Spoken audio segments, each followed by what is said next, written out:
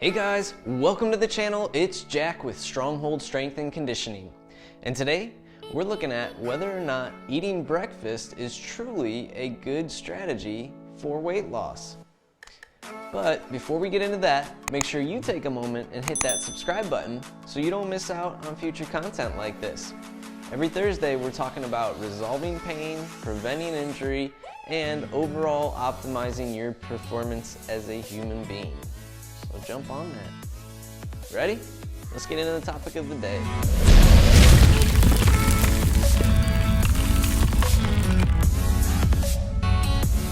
Alright guys, so today's topic is whether or not eating breakfast is truly a good strategy for weight loss. And the topic of the day comes from a recent meta-analysis that was done looking at randomized controlled trials compared to observational studies that have been done on this topic. So whether eating or skipping breakfast has more of an effect on weight loss or energy intake overall. Now in the past, most of the information that's been gathered on this topic is from observational studies. So this means that the person is self-reporting and it's an outside, non-controlled view of whether eating breakfast is truly helping control weight or control energy intake overall. Now this study, on the contrary, looks at the randomized controlled trials that have been done on the same topic. Once again, looking at whether or not the weight loss is affected or the energy intake is affected throughout the total day. So in this meta-analysis, there are 13 randomized controlled trials that are being looked at overall that have either both weight loss and energy intake accounted for, or one or the other, weight loss or energy intake accounted for. The people that were being measured generally were obese or overweight in higher income countries. So there is also some of a limitation to the population that has been explored in this research so far.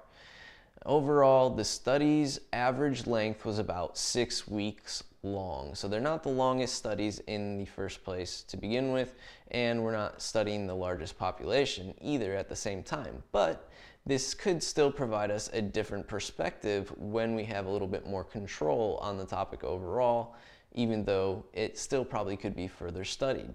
The results that were found in the randomized controlled trials and overall was that skipping breakfast actually led to a lower weight and a lower energy intake for the day by about 300 calories almost.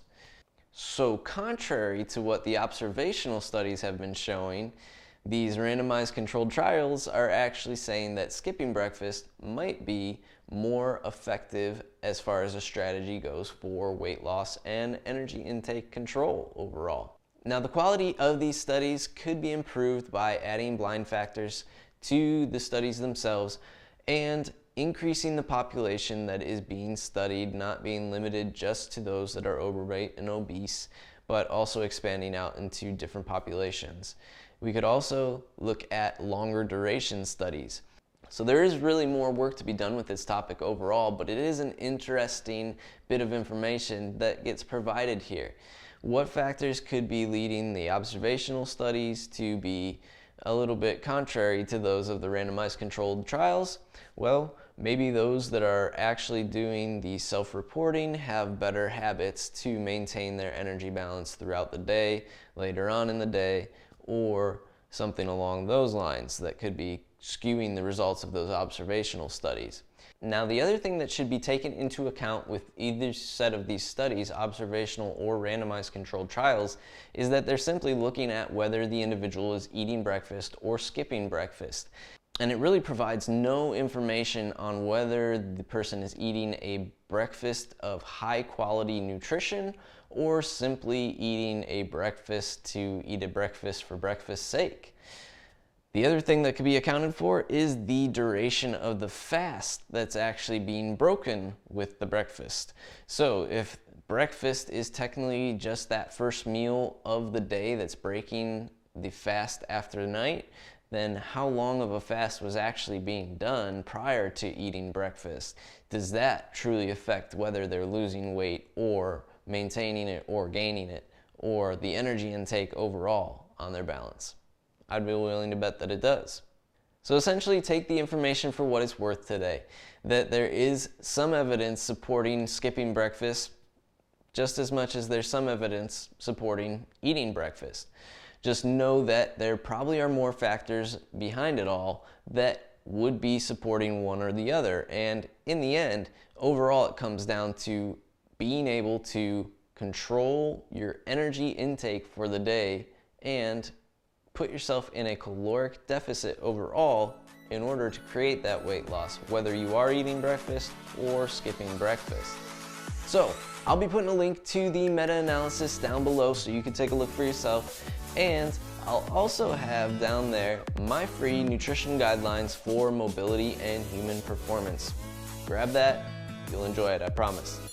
If you guys like this video, make sure you let me know by clicking that thumbs up down below. Leave a comment letting me know if you have any questions about what was discussed in today's video. And if you're a breakfast eater or a breakfast skipper, let me know. Which one are you on? If you haven't already, make sure you take a moment and hit that subscribe button so you don't miss out on future content like this. It's gonna be every Thursday videos on resolving pain, preventing injury, and optimizing your performance overall as a human being. Doesn't get much better than that. Last but not least, if you need something specifically tailored for you, make sure you take a moment to drop by the website. That's linked down below as well. And grab your free 1-hour strategy call with me. It's 1 hour focused on you, your goals, and the steps that you need to take to get there. And we'll have you headed in the right direction in no time. I want to thank you guys for watching today. I'll see you next time.